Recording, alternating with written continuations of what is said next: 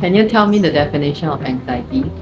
Yeah, I think anxiety is very subjective as everyone kind of experiences it in different ways, but ultimately it's more of the feeling of excessive worry, right? Yeah, and also the amount of worry that really impacts one's quality of life, I'd say.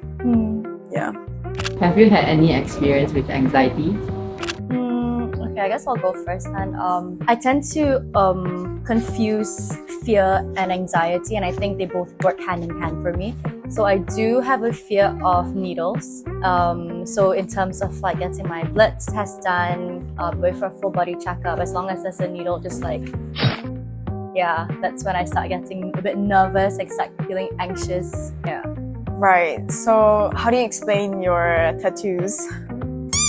You see, that's a rewarding behavior. Right. Sorry, a rewarding experience. Okay. And so when you're getting tattoos, you don't feel...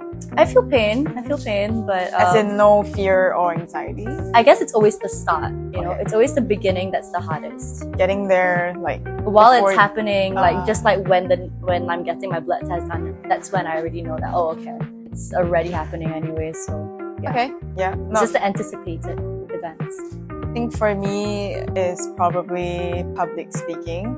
It's like talking in front of a lot of people. So that was quite a challenge for me when I was doing, as in throughout my educational history, because we've always had to do PowerPoints, presentations, talking to teachers or in front of the class and all of that. Even like raising my hand to speak was anxiety inducing for me.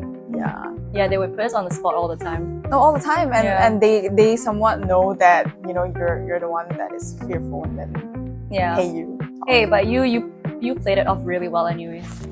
Yeah, Yeah. I tried. Before we consult a professional, what can we do to ease the symptoms? For me, when I'm facing a significant amount of anxiety, I would say like a personal coping mechanism for me is honestly just to sleep it off.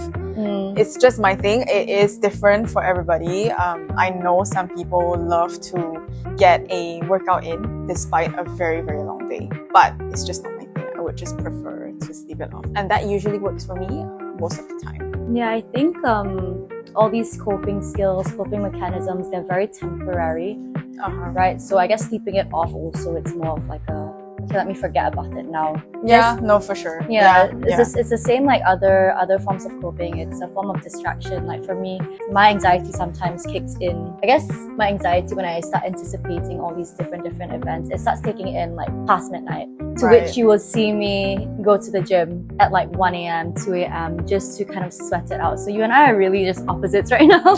Yeah. Different people have different ways. Yeah, but yeah, I do agree with the part that you said. It's a temporary fix. I think a quick fix doesn't necessarily mean a bad thing. Yeah. Because you've got work tomorrow, you've got commitments tomorrow. Yeah. Sometimes you just simply do not have the time to do the things that make you feel better. And I think if you can find something temporary, I think it's okay too. Yeah. I think taking a nap, it just hits two birds with one stone anyways. Yeah. When should you seek for help from professionals? I think when you feel that anxiety, that fear significantly impacts with your quality of life. You're not able to do the things that you once loved or things that you're supposed to do.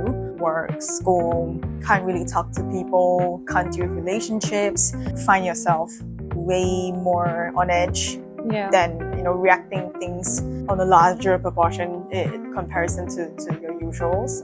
I think those are quite red flags of when you should seek for help. I think Mandy took the words out of my mouth. I think Got it it's all.